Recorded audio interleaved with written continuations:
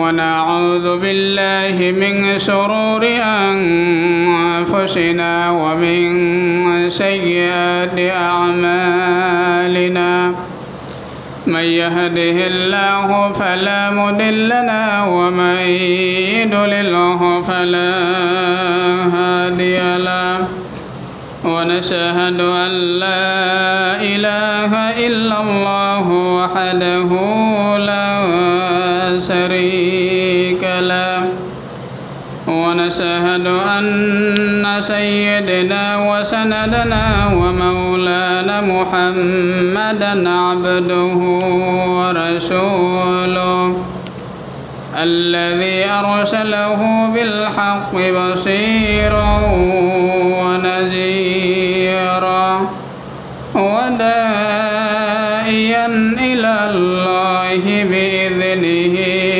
وسراجا منيرا فقد قال الله سبحانه وتعالى في كلامه المجيد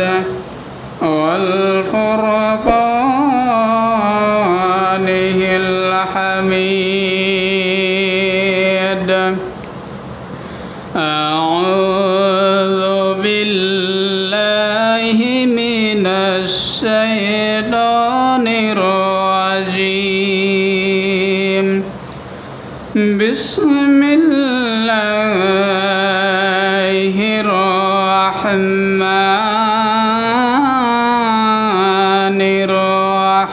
الرحيم وجاوزنا ببني إسرائيل البحر فأتبعهم فرعون وجنوده بغيا وعدوا حتى إذا أدركه الغرق قال آمنت أنه لا إله إلا الذي آمنت به بنو إسرائيل وأنا من المسلمين صدق الله العظيم وقال الله سبحانه وتعالى في القرآن العظيم إن الله وملائكته يصلون على النبي يا أيها الذين آمنوا صلوا عليه وسلموا تسليما درود إبراهيم بري اللهم صل على محمد وعلى آل محمد كما صليت على إبراهيم وعلى آل إبراهيم إنك حميد مجيد اللهم بارك على محمد وعلى آل محمد كما باركت على إبراهيم وعلى آل إبراهيم إنك حميد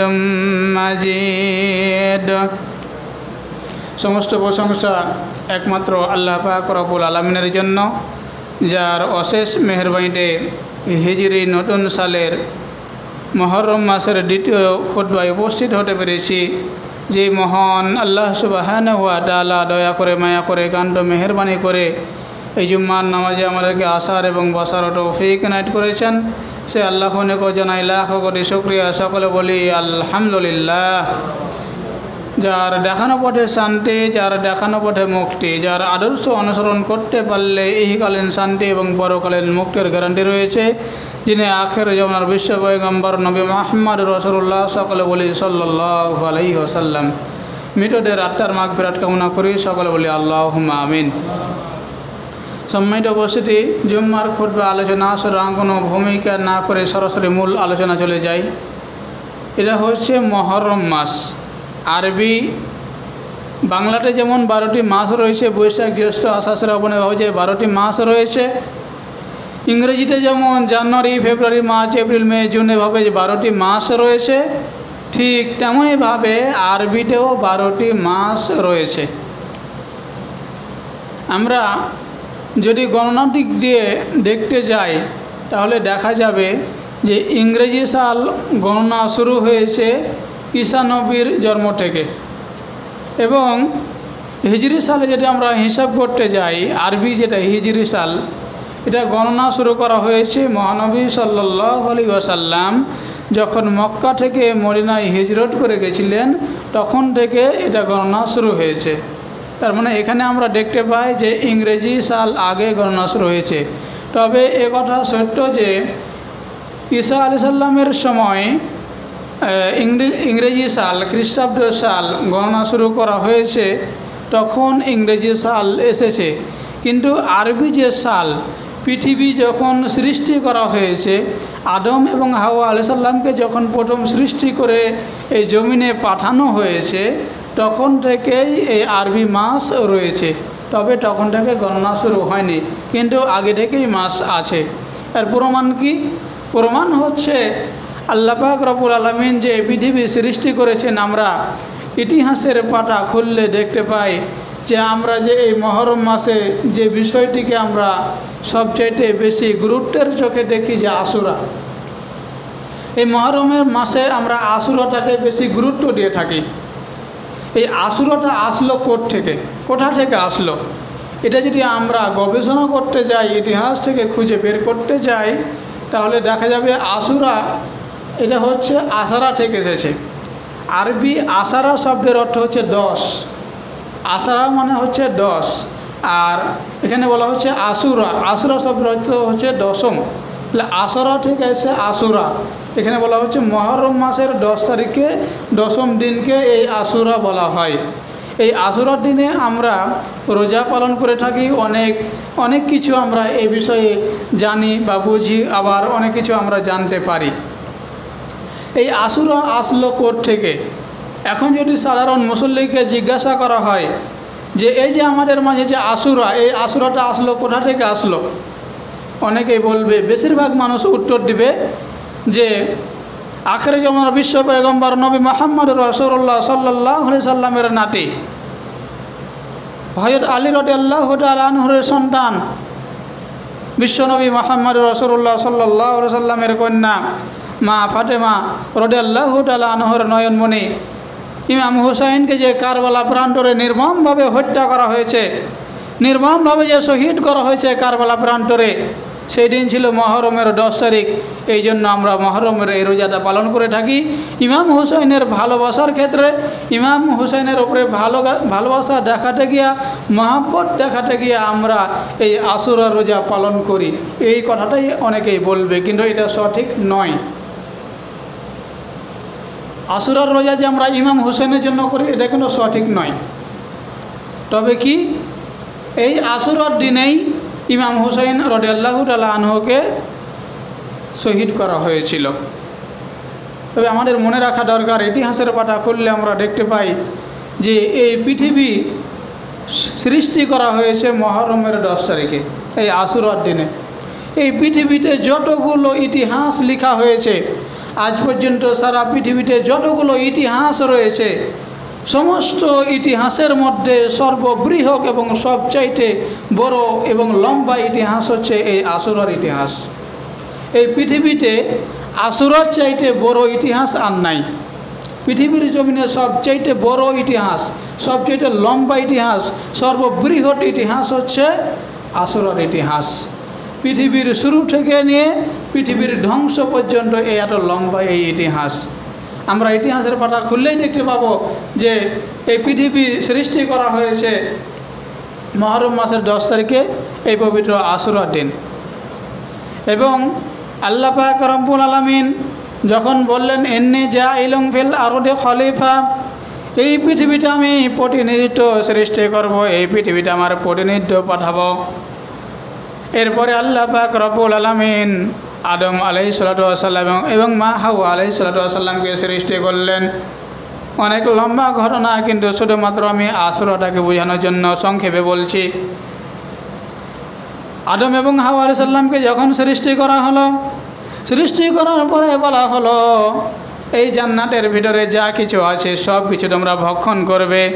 এই জান্নাতের ভিতরে যেখানে খুশি তোমরা ঘোরাফেরা করবে, যা কিছু ভক্ষণ করে ইচ্ছা সব কিছু তোমরা ভক্ষণ করবে।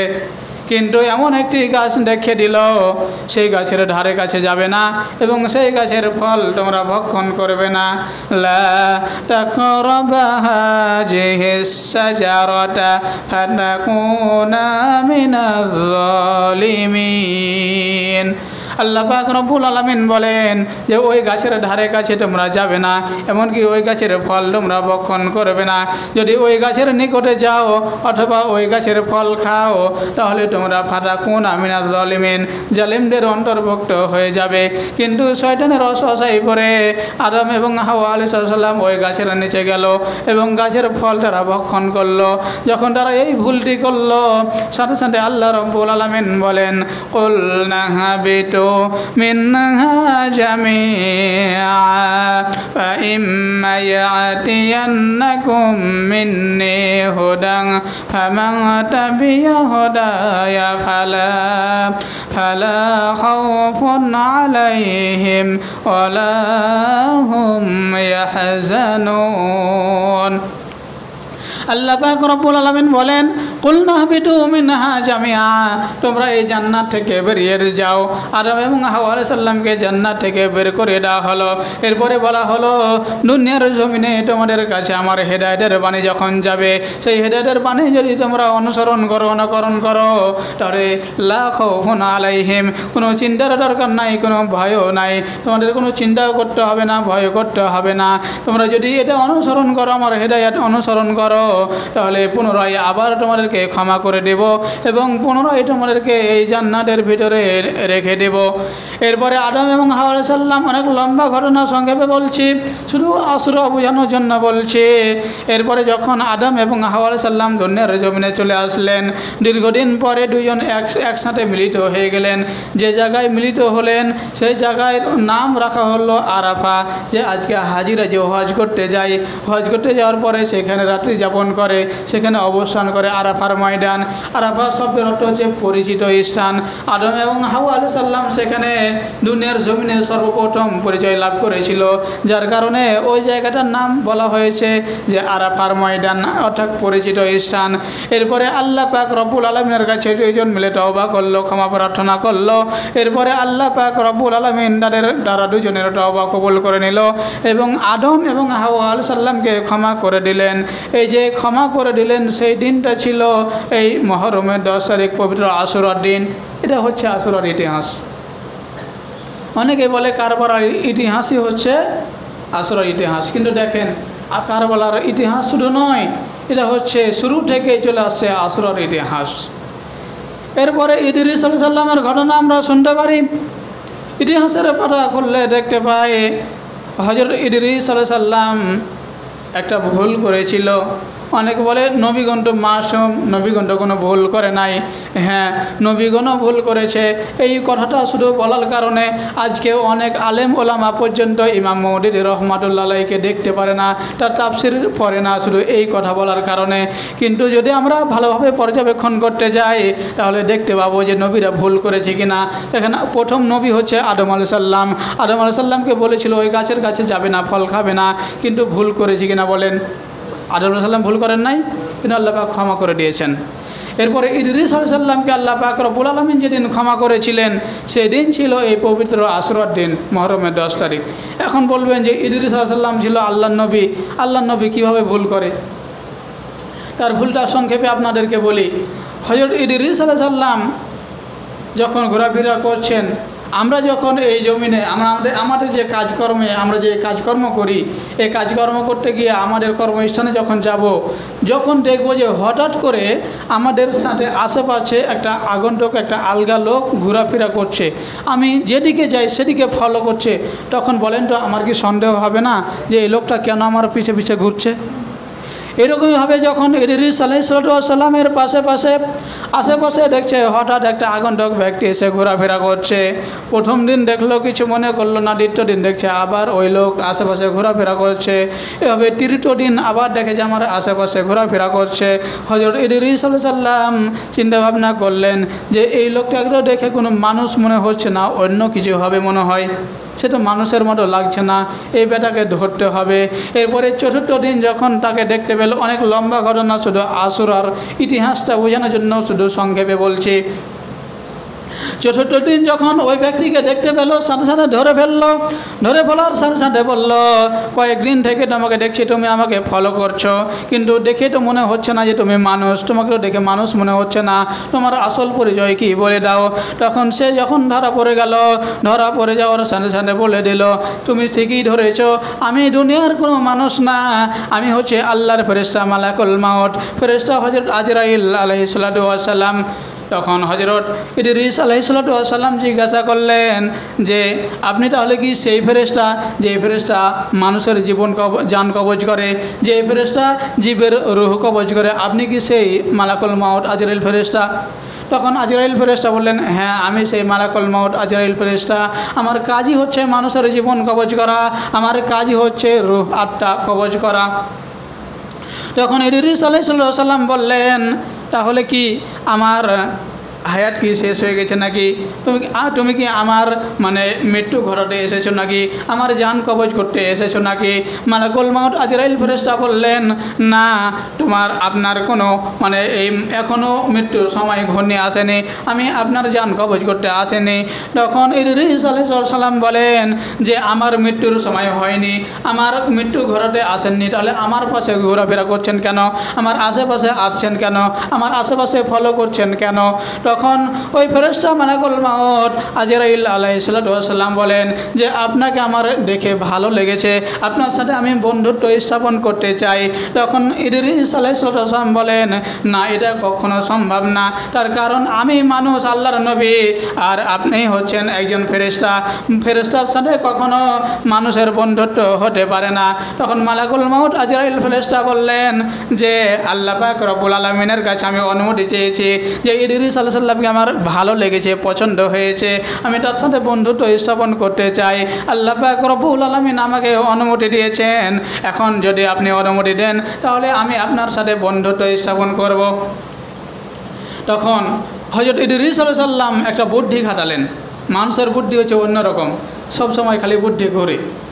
এরপর যখন একটা ব্রেন খাটে লাগলো, একটা কি সিস্টেমে তার সাথে বন্ধুত্ব করা যায়, কি সিস্টেমে করা যায়, এরকম করে ভাবতে সে বললো, হ্যাঁ আপনার সাথে বন্ধুত্ব করা যায়, তবে একটা শর্ত রয়েছে, সেই শর্তটা যদি আপনি মানেন তাহলে আমি আপনার সাথে বন্ধুত্ব করব, তাছাড়া করব না। ফেরেশতা মালাকুল মাউত আজরাইল ফেরেশতা বলেন, কি শর্ত? বলেন, আমি শর্তে রাজি আছি, কিন্তু যে কোনো শর্ত মানতে রাজি আছি, কিন্তু বন্ধুত্ব স্থাপন করতে চাই। হযরত ইদ্রিস আলাইহিস সালাম বললেন যে আপনার কাজ হচ্ছে মানুষের জীবন কবজ করা, জান কবজ করা, রূহ কবজ করা, আত্মা কবজ করা, সুতরাং আমি মানুষ, আমার এখন আত্মাটা কবজ করবেন, আমার জীবনটা কবজ করবেন। আমি দেখব যে মানুষের যখন জান কবজ করা হয়, মানুষের জীবন যখন কবজ করা হয়, তখন কতটা কষ্ট হয়, এটা যখন আমি বুঝতে পারবো, যখন কষ্টটা অনুভব করতে পারবো, তখন আমি আরও বেশি বেশি আল্লাহর ইবাদত করতে পারবো এবং মানুষকেও বেশি হেদায়াত দিতে পারবো। মালাকুল মাউত আজরাইল ফেরেশতা বলেন, এটা তো সম্ভব না, তার কারণ আল্লাহ পাক রব্বুল আলামিন আপনার তো মৃত্যু ঘটানোর জন্য আমাকে অনুমতি দেননি। তখন বললেন যে আপনি আমার সাথে যেহেতু বন্ধুত্ব স্থাপন করেছেন, আর বন্ধুত্বের জন্য মানুষ এটুকু করতেই পারে, অসম্ভব নয়, এটা সম্ভব হতেই পারে, আপনি আল্লাহর কাছ থেকে অনুমতি নিয়ে আসেন। এরপরে ফেরেশতা মালাকুল মাউত আজরাইল ফেরেশতা আল্লাহর কাছে অনুমতি নিয়ে আসলেন। এরপরে ইদ্রিস আলাইহিস সালামের জীবন কবজ করলেন। জান কবজ করার পরে জিজ্ঞাসা করলেন, যখন আপনার জানটা কবজ করা হয় তখন আপনার কেমন লেগেছে? তখন ইদ্রিস আলাইহিস সালাম বলেন, যখন আমার জানটা কবজ করা হয়েছে তখন আমার যেন মনে হচ্ছে এই মাথা থেকে শুরু করে নিয়ে একবারে পায়ের তলা পর্যন্ত সমস্ত চামড়াগুলো ছিঁড়ে ফেলা হয়েছে। বলে হিসাব করেন, আজরাইল ফেরেশতা বললেন তারপরে যে এই পৃথিবীতে আমি যত জীবের আত্মা কবজ করি, যত রূহ কবজ করি, তার মধ্যে আপনাকে সবচাইতে কম কষ্ট দিয়ে জীবন কবজ করেছি। তাহলে হিসাব করেন, একটু মিলিয়ে দেখেন যে সবচাইতে কষ্ট দিয়ে জীবন কবজ করলে যদি মনে হয় যে মাথা থেকে পায়ের তলা পর্যন্ত চামড়া ছিঁড়ে ফেলছে, তাহলে যদি বেশি কষ্ট দিয়ে জীবন কবজ করা হয় তখন কেমন মনে হবে? সম্মানিত উপস্থিতি, লম্বা ঘটনা সংক্ষেপে বলছি। এরপরে ইদ্রিস আলাইহিসসালাম বললেন, মানুষকে তো মৃত্যুর পরে জান্নাত অথবা জাহান্নামে দেওয়া হয়, আমি জাহান্নামে ঢুকতে চাই, জাহান্নামটা কীরকম দেখতে চাই। এরপরে জাহান্নামে ঢোকানো হলো, জাহান্নাম দেখানোর পরে বলছে আমি এখন জান্নাতে ঢুকতে চাই। মালাকুল মউত আজরাইল ফেরেশতা বলেন এটা সম্ভব না, তার কারণ যাকে একবার জান্নাতে ঢোকানো হয় খালিদিনা ফিহা আবাদা, আল্লাহ রাব্বুল আলামিন বলেছেন সেখানে চিরকাল অবস্থান করবে, সুতরাং জান্নাতের ভেতরে ঢোকা যাবে না। ইদ্রিস আলাইহিস সালাম বললেন যে আমি জান্নাতটা দেখতে চাই, বোঝানোর জন্য এটুকু করা যায়। তখন আল্লাহ পাক রব্বুল আলামিনের অনুমতি নিয়ে আবার একটা শর্ত নিলেন, যে একটা শর্ত আছে, সেই শর্তটা হচ্ছে জান্নাতের ভিতরে ঢোকাবো, কিন্তু ঢোকানোর পরে দেখার পরে আবার বেরিয়ে আসতে হবে, ভিতরে থাকা যাবে না। এরপরে ইদ্রিস আলাইহিস সালাম সেই শর্ত মেনে নিলেন, জান্নাতের ভিতরে ঢুকে গেলেন। জান্নাতের ভিতরে সব কিছু দেখার পরে যখন ফিরে আসলেন, দরজা থেকে বের হলেন, বের হওয়ার পরে বললেন, মালাকুল মউতকে বললেন যে আমি আপনার ওয়াদা পালন করেছি কিনা, আমি আপনাকে যে ওয়াদা দিয়েছিলাম, ওয়াদাবদ্ধ হয়েছিলাম, শর্ত রেখেছিলাম, সেই শর্ত আমি রেখেছি কিনা। জান্নাত থেকে দেখেন আমি বেরিয়ে চলে এসেছি। ফেরেশতা মালাকুল মউত বললেন, হ্যাঁ আপনি যে কথা দিয়েছিলেন, ওয়াদা করেছেন, সে ওয়াদা রেখেছেন, আপনি জান্নাত থেকে বের হয়ে এসেছেন। এই কথা বলার সাথে সাথে আর একটা এমন জোরে দৌড় দিয়েছে, দৌড় দিয়ে জান্নাতের ভেতরে ঢুকে গেছে। তখন ফেরেশতা মালাকুল মউত বলছে, এটা আবার কি হলো, এটা কি হলো, আপনি আবার ঢুকলেন কেন? তখন হযরত ইদ্রিস আলাইহিস সালাম বলছেন যে আপনি এবার তো আপনার কাছে কোনো শর্ত নাই, আপনার কাছে শর্ত দিয়েছিলাম, ওয়াদা করেছিলাম, সেই ওয়াদা আমি ভাঙিনি, সেই ওয়াদা আমি পূরণ করে দিয়েছি। এরপরে আপনি খেয়াল করেননি, আমি ঢুকে গেছি। আর আপনি তো বললেন আল্লাহ পাক রব্বুল আলামিন বলেছেন খালিদিনা ফিহা আবাদা, জান্নাতে যে একবার প্রবেশ করে সে আর কখনো বের হতে পারে না। সুতরাং আমি তো এখন জান্নাতে ঢুকে গেছি, এখন আর বের হব না। তখন মালাকুল মউত বলছে এটা তো সম্ভব না, এটা তো করা যাবে না। আল্লাহ পাক রব্বুল আলামিনকে বললেন, আল্লাহ রব্বুল আলামিন তখন ফেরেশতা মালাকুল মউত আজরাইল আলাইহিস সালামকে বললেন যে আসলে ইদ্রিস আলাইহিস সালামের ভাগ্যে এটাই লেখা ছিল, তার তাকদিরে এমনটাই লেখা ছিল যে এমনটাই ঘটবে, সুতরাং তুমি এখান থেকে চলে যাও। এরপরে ইদ্রিস আলাইহিস সালাম সেখানে থাকলেন এবং ফেরেশতা মালাকুল মউত আজরাইল ফেরেশতা সেখান থেকে বেরিয়ে চলে গেলেন। এরপরে দেখেন তো তাহলে এখানে একটা ভুল করলো কি না, ইদ্রিস আলাইহিস সালাম এটা ভুল করলো না, একটা সামান্য হলেও তো একটা ভুল করলো। এরপরে ইদ্রিস আলাইহিস সালামকে আল্লাহ পাক রব্বুল আলামিন জান্নাত থেকে বের করে দিলেন এবং চতুর্থ আসমানে রাখলেন, যে চতুর্থ আসমানে থাকবে, কিয়ামত যখন সংঘটিত হবে তখন পুনরায় আবার তাকে জান্নাতের ভিতরে রাখা হবে। এরপরে যে ইদ্রিস আলাইহিস সালামকে ক্ষমা করে দিলেন, ক্ষমা করে দেওয়ার পরে আবার চতুর্থ আসমানে রাখলেন, এটাই ছিল মুহররমের 10 তারিখ আশুরার দিন। এই হচ্ছে আশুরার ইতিহাস। এরপরে নূহ আলাইহিস সালামের দিকে তাকান, হযরত নূহ আলাইহিস সালামের যে প্লাবন হয়েছিল, এই প্লাবন শেষ যখন হলো 40 দিন পরে যখন ওই জুদি পাহাড়ের চূড়ায় নৌকা থামলো এবং তার প্লাবন শেষ হয়ে গেল, সেই দিন ছিল মুহররমের 10 তারিখ আশুরার দিন। এইভাবে করে নবীদের আমলে যে বড় বড় ঘটনাগুলো ঘটেছে, সেই প্রত্যেকটা ঘটনাই ছিল এই মুহররম মাসের 10 তারিখ আশুরার দিন। এগুলোই হচ্ছে আশুরার ইতিহাস। সময়ের উপস্থিতি, তো এতক্ষণ পর্যন্ত একে একে যে ঘটনাগুলো বললাম, এগুলোর হাদিসে সহি হাদিসের ভিতরে কোনো ভিত্তি নাই। এটা হচ্ছে ইতিহাসের আলোচনা, সহি হাদিসের আলোকে এগুলো পাবেন না। সহি হাদিসের আলোকও যেটা এসেছে সেটা কোরআনুল কারিমের ভিতরেও এসেছে। যখন মহানবী সাল্লাল্লাহু আলাইহি ওয়াসাল্লাম মক্কা থেকে মদিনায় হিজরত করে চলে গেলেন, হিজরত করে যাওয়ার পরে দেখলেন যে ইহুদিরা এই মুহররমের 10 তারিখে রোজা পালন করছে। বুখারী, মুসলিম, আবু দাউদ, তিরমিজি, নাসাই, আবু দাউদ সহ প্রত্যেকটা হাদিস শরীফে এই হাদিসটি এসেছে, একাধিক হাদিসে এসেছে। আমি প্রায় 38টি হাদিস আশুরা সম্পর্কে দেখলাম, বেশিরভাগ একই আলোচনা, বেশিরভাগ একই কথা বলা হয়েছে যে মহানবী সাল্লাল্লাহু আলাইহি সাল্লাম মক্কা থেকে মদিনায় হিজরত করে গেলেন, ইহুদিদেরকে এই 10 তারিখে রোজা করতে দেখলেন। ইহুদিদেরকে জিজ্ঞাসা করলেন যে তোমরা এই দিনে রোজা রাখছো কেন, কী জন্য, কারণ কি? তখন ইহুদিরা উত্তর দিলেন যে আমাদের নবী মূসা আলাইহিস সালাতু ওয়াস সালাম এই দিনে রোজা পালন করেছিল, এমনকি এই দিনে যখন মূসা আলাইহিস সালাম এবং তার কওম বনী ইসরাঈলদেরকে শত্রু বাহিনী তারাও করেছিল, ঘেরাও করেছিল, যখন শত্রু বাহিনী ঝাঁপিয়ে পড়েছিল ফেরাউনের দলবল ধ্বংস করার জন্য, নিশ্চিহ্ন করার জন্য, যখন বনি ইসরায়েলের প্রতি নিক্ষেপ করেছিল, যখন পাল্টা ধাওয়া করেছিল, তখন আল্লাহ পাক রব্বুল আলামিন পানির ভিতরে ফেরাউন সহ তার দলবলকে চুপিয়ে মেরেছে। আর সেদিন শুকরিয়া স্বরূপ হযরত মূসা আলাইহিস সালাতু ওয়াস সালাম এবং বনি ইসরায়েলরা এই মুহররমের 10 তারিখেই যে আল্লাহ পাক রব্বুল আলামিন শত্রু বাহিনীর কাছ থেকে হেফাজত করেছিলেন, এই শুকরিয়া স্বরূপ মূসা আলাইহিস সালাম এবং বনি ইসরায়েলরা এই দিনে রোজা পালন করেছিল। এই জন্য আমরা মূসা আলাইহিস সালামের অনুসারী, আমরা তাওরাত কিতাবের অনুসারী, এই জন্য আমরাও সেই রোজাটা পালন করি। এখন বলতে পারেন যে ইহুদিরা কিভাবে অনুসারী হলো? মূসা আলাইহিস সালামের উপরে যে কিতাব নাজিল করা হয়েছিল সেই কিতাবের নাম হচ্ছে তাওরাত কিতাব। আমাদের বিশ্ব নবীর উপরে যেমন কোরআন নাজিল করা হয়েছে, ঠিক তেমনইভাবে হযরত মূসা আলাইহিস সালামের উপর একটি কিতাব নাজিল করা হয়েছিল, সেই কিতাব নাম হচ্ছে তাওরাত কিতাব।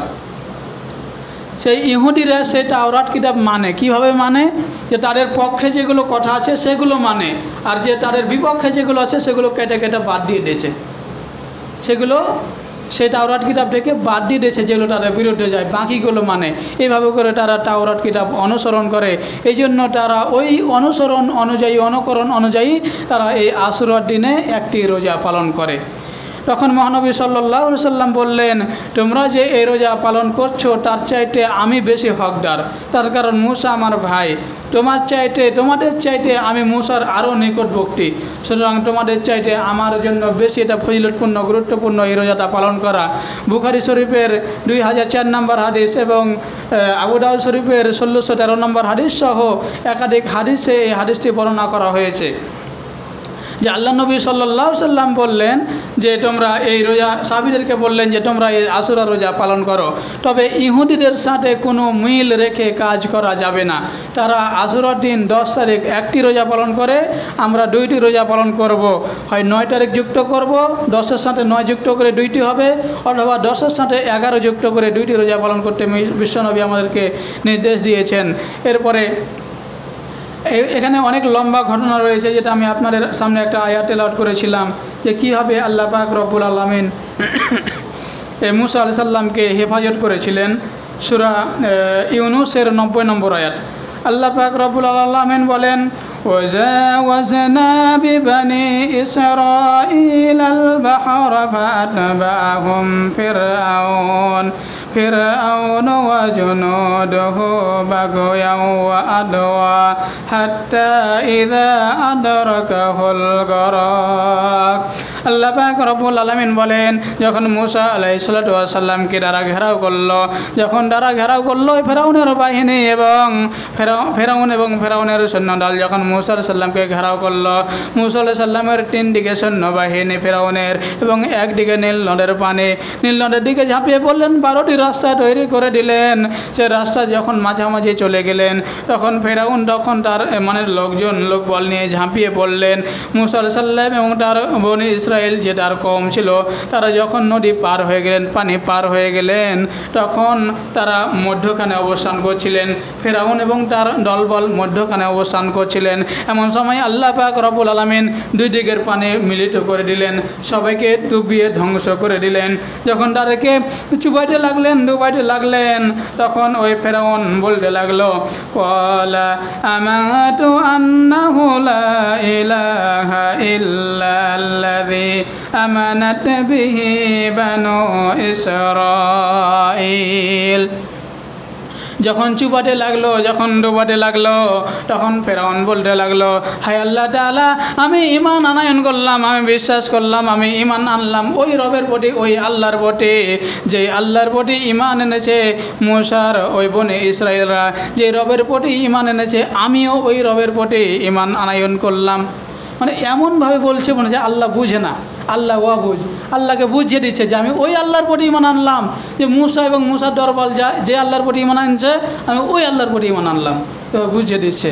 কিন্তু আল্লাহ পাক রব্বুল আলামিন বলছেন, কুনতা মিনাল মুফসিদিন, এখানে তার আগে আল্লাহ পাক রব্বুল আলামিন বলেন ওয়া আনা মিনাল মুসলিমিন, ঈমান আনয়ন করার কথা বলার পরে বলছে যে আমি মুসলমানদের অন্তর্ভুক্ত হয়ে গেলাম, মানে আমি মুসলমান হয়ে গেলাম।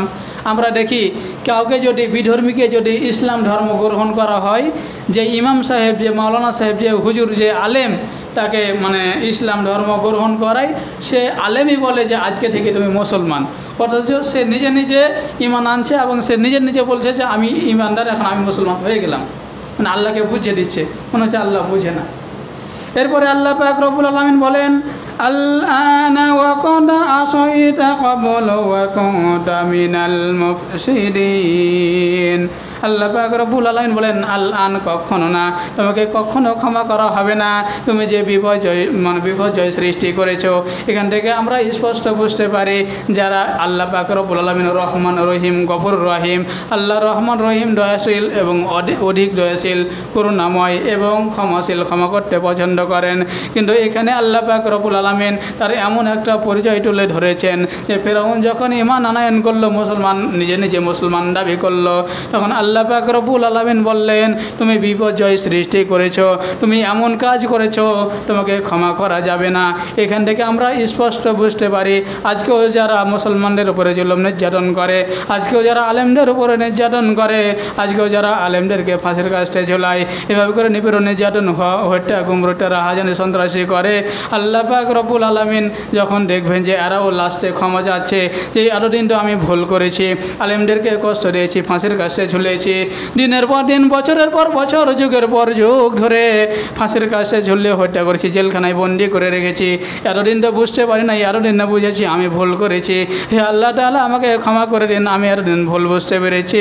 আল্লাহ পাক রব্বুল আলামিন তখন বলবেন আল্লাহ, কখনো না, তোমাদেরকে ক্ষমা করা হবে না।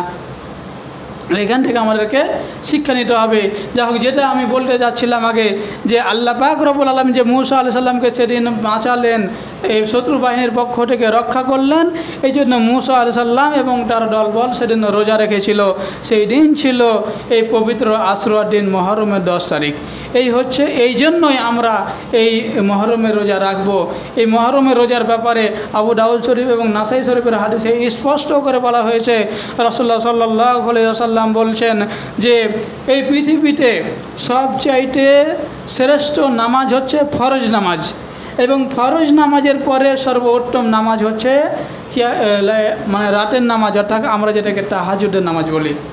এবং এই পৃথিবীর মধ্যে সর্বশ্রেষ্ঠ সর্বোত্তম রোজা হচ্ছে রমজানের রোজা, আর রমজানের রোজার পরে সর্বোত্তম রোজা হচ্ছে আশুরার রোজা। এই জন্য এই রোজাটা আমাদেরকে পালন করতে হবে।